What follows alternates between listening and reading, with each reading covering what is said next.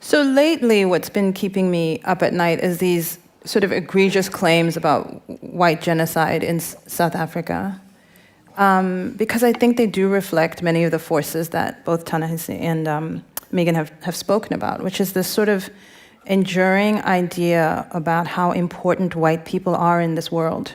So fundamentally important, more important than anything else. And so I think we have this, we have a incredible professor in South Africa, his name is Njabulo Ndebele, and he writes about the protections, the international protections of whiteness.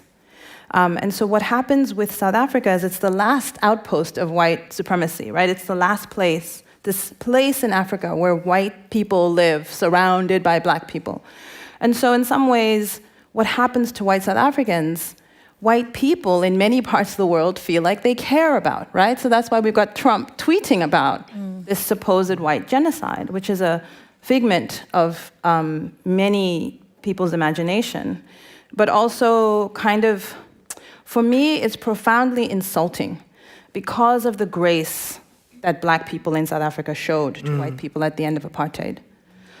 So to have been effectively, to have been victims of a crime against humanity, you know, the United Nations declared that apartheid represented a crime against humanity, right? And so for black people to have emerged out of that in 1994 with this extraordinary commitment to truth-telling, with no request for justice, honestly, if we are honest about it. The world loves Nelson Mandela for many reasons, but one of the things that happened is that Mandela negotiated for us a settlement which didn't lead to justice. It led to this fuzzy notion of reconciliation.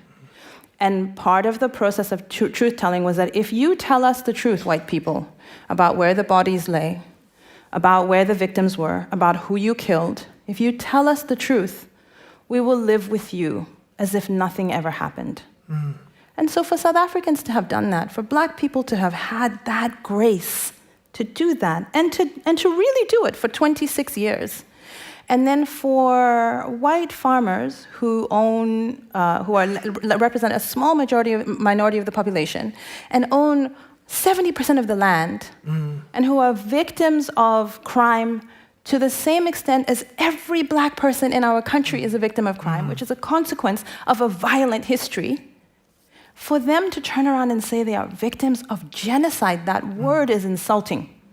And so that is what keeps me awake at night.